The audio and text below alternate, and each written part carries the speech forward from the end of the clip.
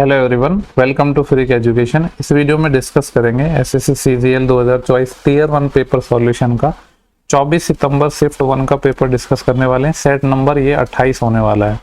उम्मीद कर रहा हूँ जो लोग मेंस देने वाले हैं उनकी प्रिपरेशन अच्छी चल रही होगी और जिन लोगों का मेंस नहीं हुआ है वो भी आने वाले एग्जाम्स की प्रिपरेशन कर रहे होंगे।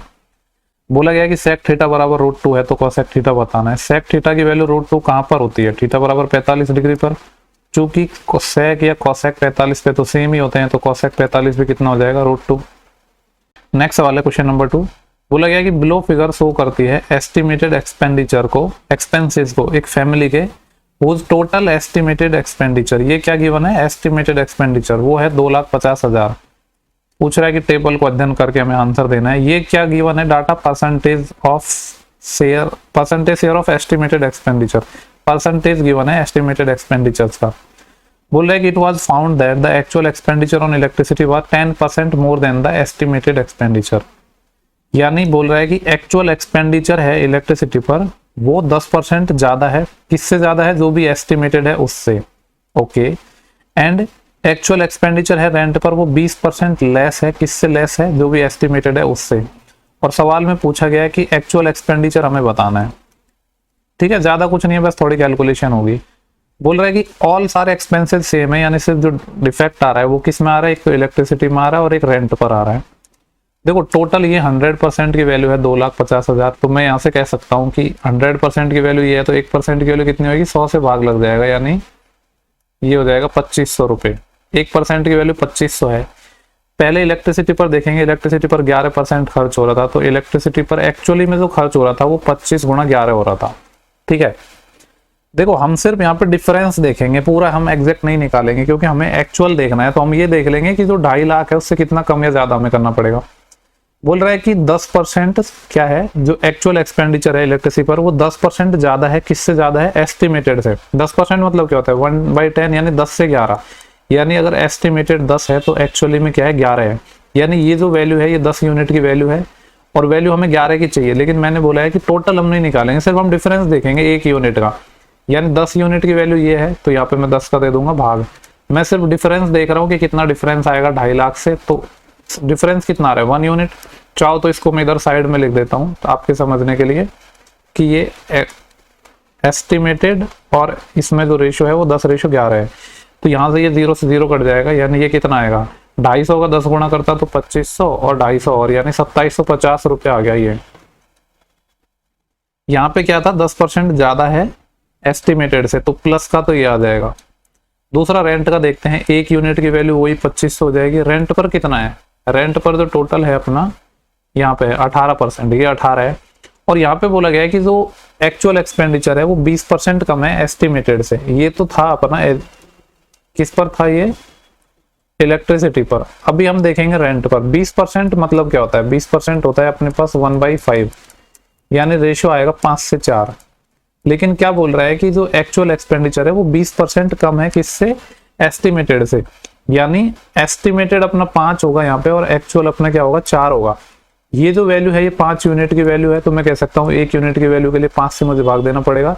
क्योंकि हमें एक्चुअल निकालना था तो एक्चुअल तो 1 यूनिट कम है तो -1 है। हमें सिर्फ मैं यहाँ पे मैंने जैसा कि पहले बोला सिर्फ हम डिफरेंस देखेंगे तो -1 से कर दिया मल्टीप्लाई। 5 5 25 यानी ये आएगा 500। 500 गुणा 18, 18 पंजे 90 यानी 9000। ओवरऑल अगर मैं देखूं यहाँ पे तो क्या चेंज आ रहा है? ओवरऑल 9000 माइनस का है और 2750 प्लस का है। 9 - 2 7, यानी मैं कह सकता हूँ ये अपना माइनस का 7000 और इसमें से ये 750 और जोड़ना है तो मैं कह सकता हूँ -6250 रुपये कम आएगा एक्चुअल एक्सपेंडिचर। तो एक्चुअल एक्सपेंडिचर कितना आएगा? 2,50,000 में से हम माइनस कर देंगे क्या? 6250। तो ये आ जाएगा 44 और फिर 250 और 2,43,750। ठीक है, अच्छा सवाल लगा मुझे, ये बढ़िया सवाल है। नेक्स्ट सवाल पे चल रहे हैं, काफी ज्यादा टाइम हमने दे दिया है। बोला गया कि एक पाइप है जो किसी टैंक को 6 टाइम फास्टर फिल करता है एक अनोदर पाइप से, 6 गुना तेजी से भरता है। देखो एक चीज आपको हमेशा ध्यान देनी है, थोड़ा लैंग्वेज का ना यहाँ पे कभी कभी कंफ्यूजन होता है। ये 6 टाइम फास्टर है लेकिन यहाँ पे सिर्फ 6 गुना लिखा है, फास्टर लिखा है, मोर नहीं लिखा। तो सिर्फ आपको 6 गुना ही लेना है, एक्स्ट्रा मोर नहीं लेना है जब तक कि यहाँ पे मोर वर्ड ना दे दे। हिंदी में तो हमेशा ये गुना ही आता है लेकिन इंग्लिश में फास्टर की जगह आपको मोर दे देता। तो दो पाइप है मान लो ए और बी, एक पाइप दूसरे की तुलना में 6 गुना तेजी से भरता है। यानी अगर एक पाइप मान लो 1 यूनिट से भरता है तो दूसरा 6 इफिशियंसी से भरता है। बोले दोनों टैंक को 40 घंटे में फिल कर देते हैं। तो यहाँ से मैं कह सकता हूँ कि टोटल जो कैपेसिटी है वो निकाल सकता हूँ मैं, क्या आ जाएगी 40 मिनट में टोटल फिल कर सकते हैं और दोनों की इफिशियंसी का सम 6 और 1 7, तो ये हो जाएगा 280। पूछ रहा है कि how many minute will slower pipe to able to fill the tank. Slower pipe कितना टाइम में भरेगा, स्लोअर पाइप की इफिशियंसी 1 है तो कितना टाइम लेगा 280 मिनट। ऑप्शन 4। नेक्स्ट सवाल है क्वेश्चन नंबर 4। क्या पूछा गया है सवाल में, बोल रहा है कि 10,800 रुपए हैं 15.5% की साधारण ब्याज की दर पर कितने साल में 24,800 हो जाएंगे। देखो अगर मैं इंटरेस्ट की बात करूं कि इंटरेस्ट टोटल कितना आ रहा है तो 10,800 से 24,800 हो गया, यानी 14,000 का इंटरेस्ट आ रहा है सिंपली। ऐसा ही बराबर PRT अपन 100 लगा रहा हूँ, 14,000 का इंटरेस्ट है। प्रिंसिपल क्या है 10,800, रेट हमें पता है 15.5% है। ये इसको मैं ऐसे लिख दूंगा 31/2 इंटू टाइम हमसे पूछ रहा है डिवाइड बाई 100। बस इसको सॉल्व करना है। तो थोड़ी काटा पीटी करते हैं। देखो 2 0 से ये 2 0 चले जाएंगे, ठीक है, और 2 से ये चले जाएगा 54 टाइम। अब 31 से तो ये कटेगा नहीं, लेकिन 4 और 1 5 किससे काट लेते हैं, 2 से काट लेते हैं, इसको 2 से ही काट लेते हैं। वैसे देखो जो ऑप्शन है ना वो एक एक का गैप है एटलीस्ट, तो वैसे भी थोड़ा ऑप्शन की हेल्प से हो जाएगा। 2 से काटेंगे तो 27 और 2 से इसको काटा तो ये आ जाएगा 7,000।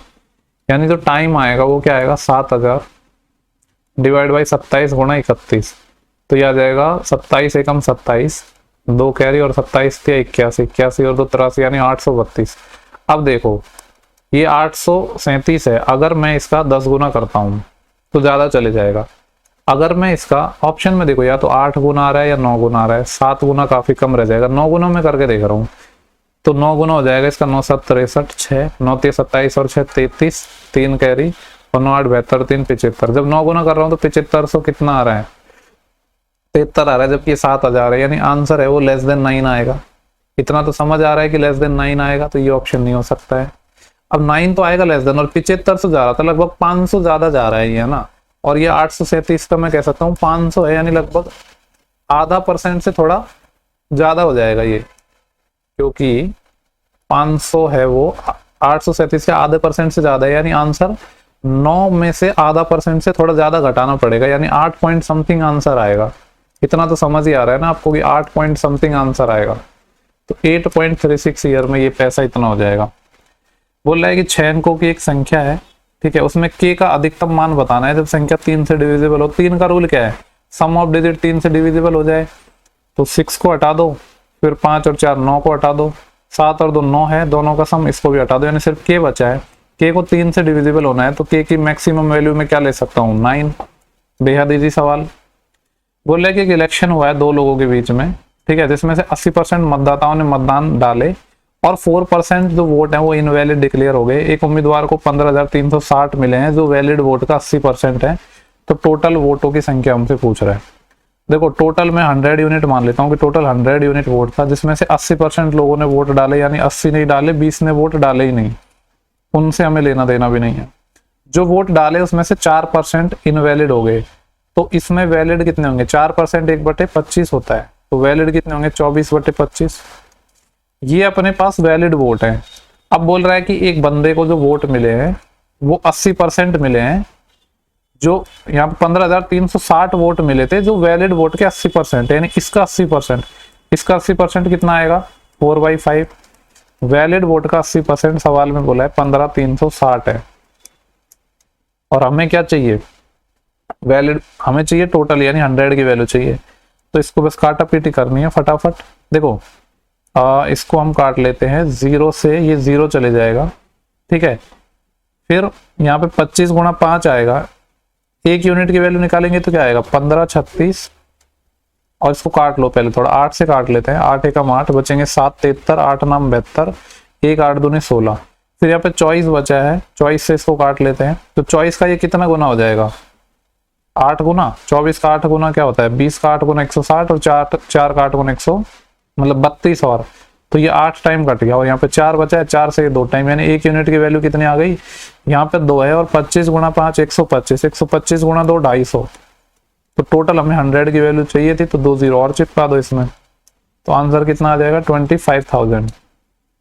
बोल रहा है कि 2 sine square theta plus 3 sine theta minus 2 की वैल्यू 0 है, तो बताना है कि थीटा 0 से 90 है तो थीटा की वैल्यू क्या है। देखो यहाँ पे मेथड 1 है कि सिंपली क्वाड्रेटिक इक्वेशन बन रही है साइन में, क्या बन रही है, एक क्वाड्रेटिक इक्वेशन बन रही है साइन में। आप सॉल्व कर सकते हो, बहुत इजीली हो जाएगा। मेथड 2 में बताना चाहता हूं, देखो मुझे कुछ नहीं पता है, मुझे सिर्फ इतना पता है कि इस फंक्शन की वैल्यू 0 आ रही है, और इसमें भी जो मुझे फोकस करना है ना, वो किस पर फोकस करना है, जिस पर स्क्वायर वगैरह कुछ नहीं है, यानी 3 साइन थीटा पर, साइन थीटा पर फोकस करना है। चूंकि फंक्शन की वैल्यू 0 आ रही है, तो मुझे साइन की ऐसी वैल्यू को सबसे पहले प्रायोरिटी देनी है जो रूट वगैरह ना दे, क्योंकि 0 तो तभी आएगा ना जब रूट वगैरह ना दे। तो ऐसी कौन सी वैल्यू है आपको गिवन ऑप्शन में जो रूट ना दे, तो सबसे पहले मुझे जो साइन थीटा की वैल्यू रूट ना दे वो 30 समझ आ रही है, ना तो 15 होती है, ना 60 होती है, ना 45 होती है, क्योंकि सब में रूट फंसता है। लेकिन इसको हम वेरीफाई भी करेंगे, ऐसे ही आंसर नहीं लगा सकते। अगर मैंने थीटा की वैल्यू 30 रखी तो साइन 30 1/2 होता है, तो इसका स्क्वायर किया तो 1/4, तो 2/4 यानी 1/2, ये प्लस आ जाएगा 3/2 -2। इन दोनों को जोड़ रहा हूं तो प्लस 2 आ रहा है, ये -2 है, 0 तो सेटिस्फाई कर रही है, तो मैं कह सकता हूँ थीटा की वैल्यू 60 डिग्री होगी, सॉरी 30 डिग्री होगी। जो मैंने अप्रोच आपको बता रही थी कि ऐसी वैल्यू उठानी है जो रूट ना दे, और आपके पास अगर टाइम नहीं था तो आप डायरेक्टली लगा सकते थे, ज्यादा दिमाग नहीं लगाना। बोल रहे साइन थीटा की वैल्यू ये है, तो ए की वैल्यू बतानी है, जब 3 एक एक्यूट एंगल है। देखो कुछ लोग पता है क्या सोचते हैं कि ये जो लाइन दी है ना लास्ट में, 3 एक एक्यूट एंगल है, इसकी कोई नीड नहीं थी। अगर इसकी नीड नहीं थी तो आप सवाल कर ही नहीं सकते थे। इसको देना इसलिए जरूरी था कि अगर ये सेकंड क्वाड्रेंट में चले जाता तो फिर यहाँ पे साइन वगैरह तो आता ना कुछ इसका, साइन फंक्शन का सेकंड या थर्ड में, तो इसको 90 डिग्री से कम ही होना पड़ेगा, वरना तो फिर कुछ कंडीशन स्पेसिफाई देनी पड़ेगी, एंगल देना पड़ेगा। देखो ये कॉस थीटा है, कॉस थीटा को मैं क्या लिख सकता हूँ, कॉस थीटा को मैं लिख सकता हूँ sine 90 minus theta, sine 90 minus theta. इधर भी साइन है इधर भी साइन है, तो सिर्फ एंगल बराबर हो जाएंगे, तो यहाँ पे मैं एंगल बराबर कर रहा हूँ। ये कॉस थीटा को लिखूंगा साइन 90 माइनस थीटा, और माइनस में क्या है, माइनस का है और प्लस का हो जाएगा 26, ये हो जाएगा 4a, और 9 और 2 11 यानी 116, हमें a चाहिए, 116/4 कितना आ जाएगा 29 डिग्री, ऑप्शन पहला। बोले कि एक ट्राइंगल एक्स वाई जेड है, जो क्या है एक समद्विबाहु त्रिभुज है, एक आइसोसेलेस ट्राइंगल है एक्स वाई जेड, जिसमें दो इक्वल साइड कौन सी है, X Y and X Z. यदि कोण y अपने पास 80 डिग्री है, ये 80 है, आपको पता है अगर ये दो साइड इक्वल है, इनके आमने सामने के एंगल इक्वल होंगे, यानी ये भी 80, 8 8 16, तो ये एंगल 20 डिग्री हो जाएगा। सवाल में यही पूछा था कि एंगल x बता दो जो 20 डिग्री हो जाएगा। बोल रहा है कि क्या कंक्लूजन ड्रॉ किया जा सकता है, दो लीनियर इक्वेशन गिवन है। देखो जब भी इस टाइप का क्वेश्चन आता है, हमारा जो सबसे पहला टारगेट होता है वो क्या होता है, a1/a2, b1/b2, c1/c2, ये निकालेंगे, फिर देखेंगे कि क्या बन रहा है, उसके अकॉर्डिंग हम कुछ कह पाएंगे। तो सबसे पहले हमारी प्रायोरिटी होती है ये निकालना। तो ये आ रहा है 3/2, यहाँ पे आ रहा है 2/3, और यहाँ पे 7/7 1/1। देखो कुछ भी इक्वल नहीं आ रहा है, यानी कुछ भी इक्वल नहीं आ रहा है, तो इनके क्या होंगे, यूनिक सॉल्यूशन होंगे, अद्वितीय हल होंगे, यानी एक्स और वाई के सिर्फ एक ही हल हो पाएंगे, यूनिक सॉल्यूशन हो पाएंगे। ठीक है, नेक्स्ट सवाल देखते हैं। नेक्स्ट सवाल है क्वेश्चन नंबर 11। यहाँ पे बोला गया what is the difference in crore between the profit of company A and company be in year 2005। 2005 में ए का प्रॉफिट कितना है, एक्सपेंडिचर है 40 पर, जिस पर प्रॉफिट है 60%, तो 40 का 60% यानी 24 करोड़। यहाँ पे है 35 का 48% प्रॉफिट है, या 48 का 35% निकालो, एक ही बात है। तो ये कितना आएगा, 35 गुणा 48/100। 5 से जाएगा ये 20 टाइम, और 5 से जाएगा 7 टाइम। ठीक है, मैं यहाँ पे 2 से काट रहा हूँ 10 टाइम, और 2 से इसको काटा 24 टाइम। 24 अंत्य कितने होते हैं, ये हो जाएंगे अपने पास 140 और 28, 168/10 यानी 16.8। पूछ रहा है दोनों में डिफरेंस बताना है, तो 0.2 जोड़ा तो 17, उसके बाद 3 और 4 7 और, यानी 7.2 CR का डिफरेंस आ जाएगा। बोले कि अमित के पिता की आयु अमित की आयु के 5 गुना अधिक है। देखो जो चीज मैं बोल रहा था ना, यहाँ पे वो आ रही है। यहाँ पे बोल रहा है 5 टाइम मोर है। जब मोर वर्ड आ जाता है हिंदी में, देखो यहाँ पे वही गुना है, क्योंकि हिंदी में गुना भी दे देता है अधिक भी दे देता है, जनरली मल्टीपल यूज का लेता है, बट इंग्लिश में अगर मोर आ जाए तो वहां पे चीजें फिर अलग तरीके हो जाती है।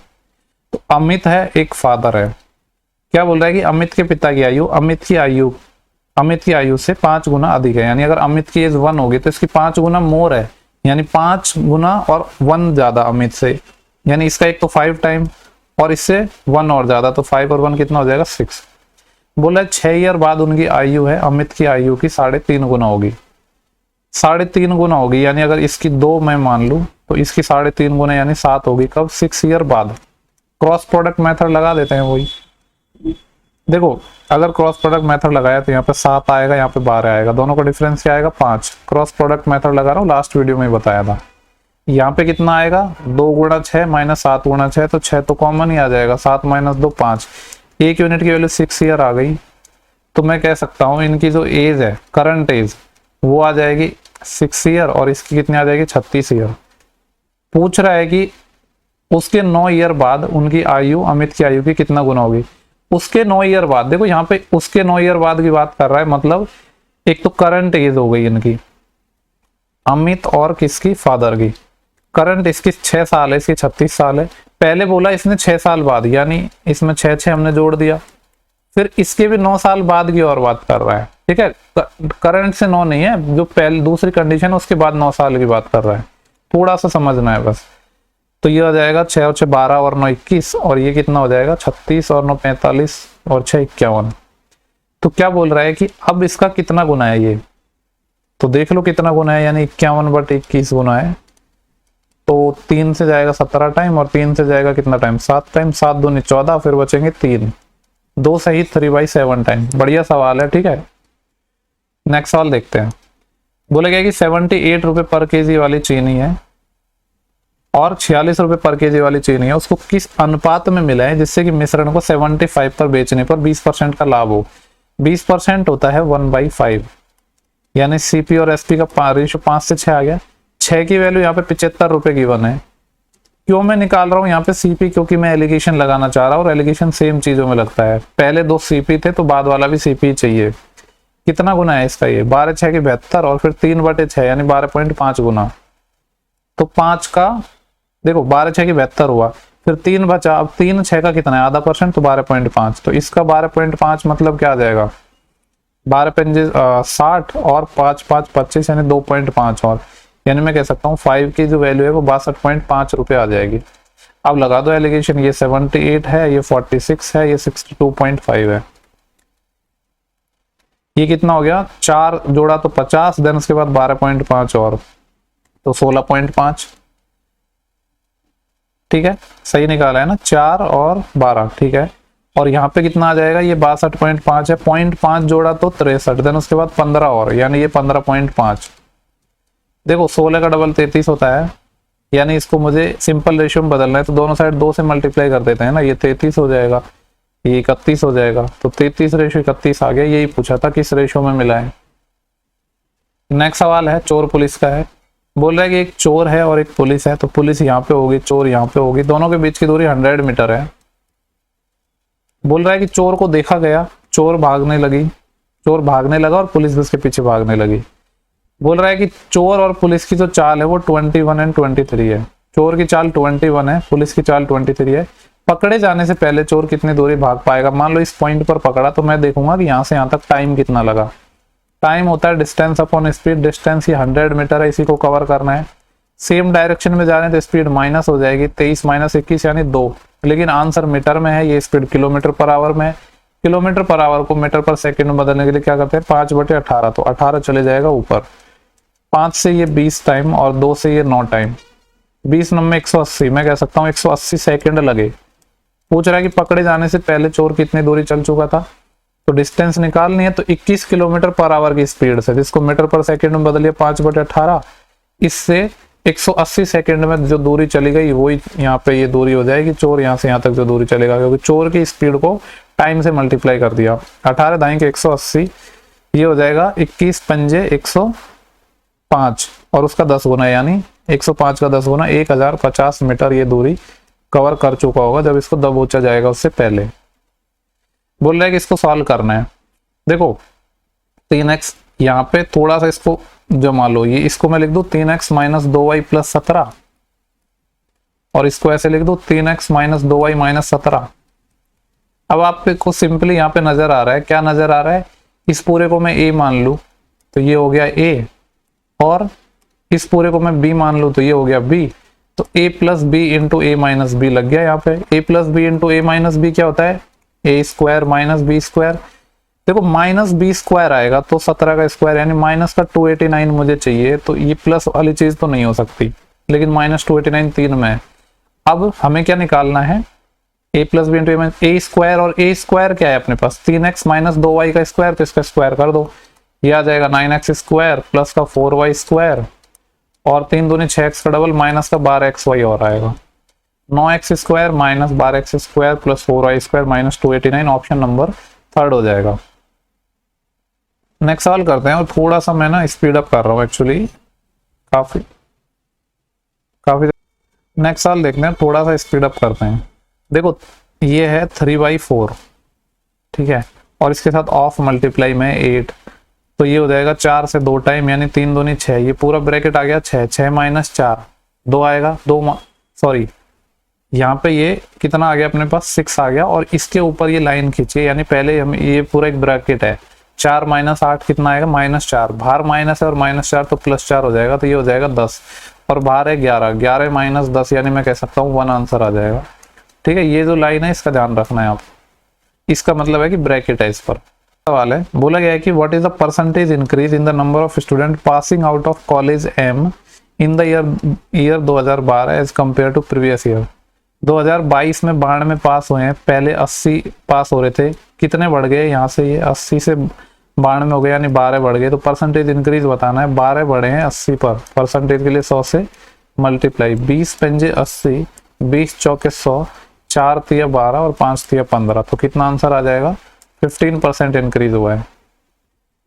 बोला गया एबीसी ने एक व्यवसाय में धनराशि के निवेश में इस प्रकार किया कि ए के हिस्से का 2 गुना, बी के हिस्से का 4 गुना और सी के हिस्से का 6 गुना बराबर है। देखो कल भी मैंने एक सवाल करवाया था ऐसा ही, के मान लो या फिर ऐसा नंबर मान लो, इन सब का एलसीएम 6 4 इन सब का एलसीएम 12 यानी 12 के मैंने बराबर मान लिया, तो यहाँ से ए बी सी में इजीली निकाल लूंगा। ए क्या आएगा 12/2 6, और बाद में हमें रेशियो ही लेना है, ये आ जाएगा 4 तिया 12 यानी ये 3, सी आ जाएगा 2 यानी 6 3 2 के रेशियो में है। बोल रहा है कि उन्होंने टोटल यहाँ पे कितना 44,000 रुपए अर्जित किए, तो ए का हिस्सा बताना है, यानी 6 और 3 9, 9 और 2 11 यूनिट, 11 यूनिट की वैल्यू 44,000 है, तो मैं कह सकता हूँ एक यूनिट की वैल्यू कितनी है 4000 है, तो ए का हिस्सा बताना है, यानी 6 को जब 4000 से मल्टीप्लाई करेंगे तो answer will be 24K। Next सवाल है, for which year the daily consumption equal to the another given year. Option से ही बना लो सबसे बेटर है, और जो ऑप्शन पहले आ जाएगा वो हमारी किस्मत है। पहला ऑप्शन है 2019-22, 19 यहाँ पे 22 यहाँ पे, बोला कंजम्पशन सेम होना चाहिए।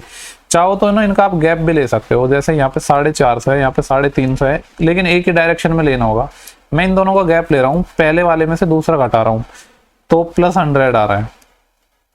फिर यहाँ पे इनका गैप लिया तो 55 से 70, तो यहाँ पे कितना आ रहा है -15, यहाँ पे 160 से 125, तो माइनस का 35 आ रहा है। ओवरऑल डेविएशन 0 होना चाहिए अगर ये बराबर होंगे, तो ये 280 है और ये 400 है, तो मैं कह सकता हूँ माइनस का कितना होगा ये 120। लग रहा है कि कुछ अच्छा यहाँ पे हमने गड़बड़ कर दी, ये +35 आएगा। देखो प्लस में हो रहा है अपने पास 100 और 35, 135, और माइनस में हो रहा है 120 और 15, 135, यानी दोनों बराबर आ गए, डेविएशन 0 आ गया तो दोनों बराबर हो गए। नेक्स्ट सवाल है क्वेश्चन नंबर 20। बोला गया है कि समरी ने कीबोर्ड को 1260 रुपए में 25% के प्रॉफिट पर और दूसरे कीबोर्ड को 1440 में 10% की हानि पर बेचती है, तो ओवरऑल प्रॉफिट या लॉस क्या होगा। देखो कहीं भी सवाल में ऐसा नहीं बोला गया है कि सेम सीपी है एसपी है कुछ ऐसा, इसलिए हमें यहाँ पे डाटा का यूज करना पड़ेगा। पहले केस में बोल रहा है 25% का प्रॉफिट हो रहा है, 25% होता है 1/4, यानी अगर सीपी 4 है तो एसपी 5 होगा। दूसरे केस में 10% का लॉस हो रहा है, यानी सीपी और एसपी का रेशियो निकालेंगे तो 10:9 होगा।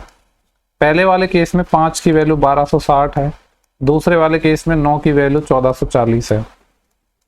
कितना गुना है ये, देखो 5 से अगर काटोगे तो, अगर ये चलो काट लेते हैं, 5 दूनी 10, फिर यहाँ से 2 26, 5 5 25, फिर 1 बचा 10, तो 5 दूनी 10। मैं ये करना चाह रहा था अगर ये 1250 होता तो इसका 250 गुना हो जाता, और ये 10 ज्यादा है यानी 5 का दुगुना ज्यादा और होगा, तो 4 यूनिट की वैल्यू कितनी हो जाएगी 250 का 4 गुना 1000 और 4 का 2 गुना और यानी 8 और, यानी इसका सीपी आ गया 1008 रुपए। सिमिलरली यहाँ पे 16 नंबर 144 होते हैं यानी 160 गुना है, तो 10 की वैल्यू कितनी आ जाएगी, 1600 रुपये। देखो यहाँ पे 10 के सामान को 9 में बेच रहा है, कितने यूनिट का लॉस हो रहा है, लॉस हो रहा है 1 यूनिट का, माइनस में लिख देता हूँ, और 1 यूनिट के लिए 160 यानी 160 रुपये का लॉस हो रहा है यहाँ पे। इस केस में 4 के सामान को 5 में बेच रहा है, यानी यहाँ पे प्रॉफिट हो रहा है कितने का, 1 यूनिट का, और 1 यूनिट की वैल्यू कितनी थी, 252। यानी अगर देखा जाए ओवरऑल, तो ओवरऑल क्या हो रहा है, 252 का प्रॉफिट हो रहा है और 160 का लॉस हो रहा है, तो ओवरऑल प्रॉफिट ही हो रहा है। और प्रॉफिट कितना हो रहा है, 16 में से 25 जाएगा तो 9, यानी 92 रुपये का प्रॉफिट हो रहा है। हमें चाहिए प्रॉफिट परसेंटेज, तो 92 रुपये का प्रॉफिट है कितने पर, टोटल सी पे देखो 1800 यहाँ पे है, 1600 यहाँ पे है, तो 16 और 10 26 यानी 2608। परसेंटेज के लिए मल्टीप्लाई करेंगे 100 से। एक चीज तो हमें पता है कि लॉस नहीं होगा, यानी ये वाला ऑप्शन नहीं होगा और ये नहीं होगा। अब देखो इसको हम किससे काट सकते हैं, 8 आ रहा है यहाँ पे, ठीक है, तो 4 से तो काट ही सकते हैं, 4 से ये जाएगा 23 टाइम, कुछ गड़बड़ नहीं की है ना हमने, ठीक है, तो सॉल्व कर लेते हैं। ये देखो एक चीज मैं यहाँ पे और कर सकता था, छोड़ो अभी ऐसे ही बता देता हूँ। ये 23 आएगा और यहाँ पे इसको हम 4 से काटेंगे तो 4 पंजे 20, फिर यहाँ से सॉरी 4 6 24, फिर कितने बचेंगे 2, तो 20 हो जाएंगे, 4 पंजे 20 और 4 दूनी 8, 652 आ रहा है, ऊपर 100 है, वापस 4 से काट सकता हूँ मैं इसको, तो ये आएगा 4 एकम 4, क्योंकि 52 4 से कट रहा है ना, तो नंबर 4 से कट जाएगा, 4 एकम 4, 2 बचेंगे 25, 4 6 24, फिर कितना बचा अपने पास, 1 बचा 12, 4 3 12, यानी नीचे 163 आ रहा है, 163 एक ही ऑप्शन में दिख रहा है, ऊपर भी 4 से काट सकते हो, ये 25, तो 25 गुणा 23 आ जाएगा, यानी कितना हो जाएगा अपने, और देखो 163 आ रहा है और ये हो जाएगा 25 गुणा 23, 25 75, 7 हासिल, और 25 दूनी 50 और 57, 575। हालांकि सॉल्व करने की जरूरत नहीं है, सिंपली समझ आ रहा है कि 16 3 48, 3 सही समथिंग आ रहा है, और नीचे 163 भी आ रहा है ना, 163 का मल्टीपल है 27, तो यही ऑप्शन हो जाएगा। बोल रहा है कि एक घूमने वाली कुर्सी है जिसका मार्क प्राइस 15,000 है, 20% और 12% के 2 सक्सेसिव डिस्काउंट पर उपलब्ध है, तो विक्रय मूल्य क्या होगा। 15,000 रुपए की कोई कुर्सी है, 20% का डिस्काउंट है, तो 80% में बेचेंगे, यानी 4/5 में, फिर 12% का डिस्काउंट है, 12% कितना होता है 3/25, तो बेचेंगे कितने में, इसका 22/25। बस सिंप्लीफाई करना है, 25 6 की 150, यानी ये 600 बच जाएगा, और 5 से ये जाएगा 12 टाइम, यानी 120।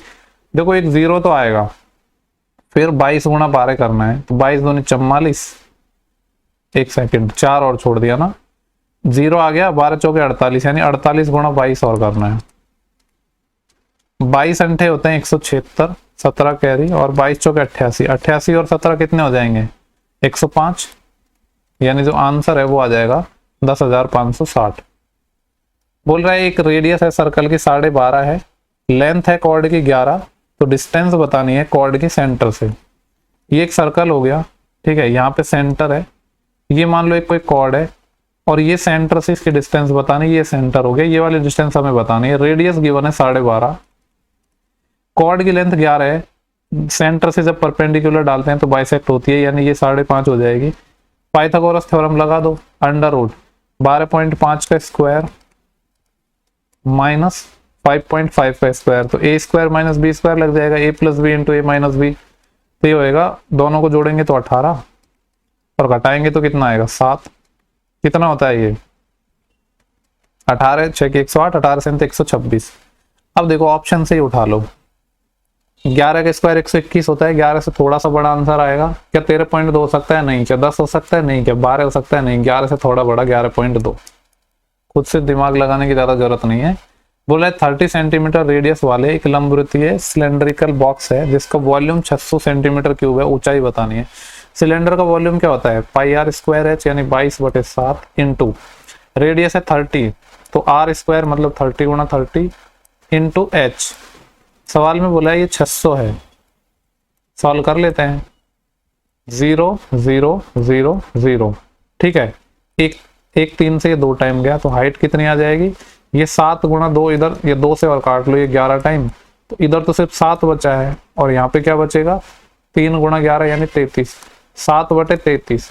सॉल्व करो, पॉइंट लग जाएगा तो यहाँ पे 0 हो जाएगा, 70 हो जाएगा, 33 दूनी 66, यानी पॉइंट के बाद 2 आएगा और समथिंग कुछ आंसर आएगा। ज्यादा दिमाग नहीं लगाना है, ऑप्शन में देख लो, पॉइंट 2 के बाद एक ही ऑप्शन था।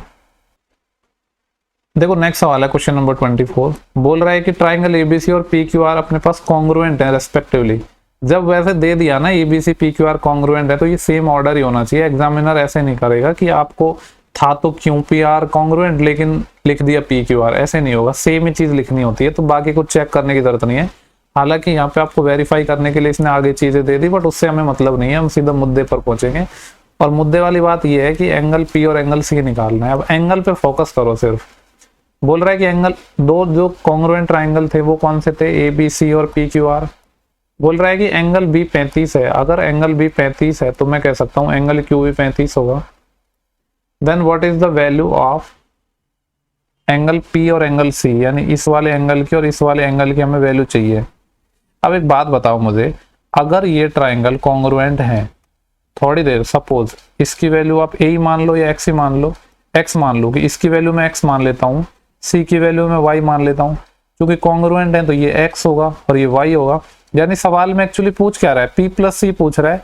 पी क्या है एक्स, सी क्या है वाई, यानी एक्स प्लस वाई पूछ रहा है। एक ट्राइंगल के तीन एंगल का सम 180 होता है। अगर एक 35 है तो बच्चे दो का सम क्या होगा, 35 माइनस कर दो इसमें से तो कितना आ जाएगा 145 डिग्री। नेक्स्ट सवाल पे चलते हैं, लास्ट सवाल है शिफ्ट का। बोल रहे हैं कि पी क्यू क्या है, केंद्र ए वाले एक वृत्त का व्यास है।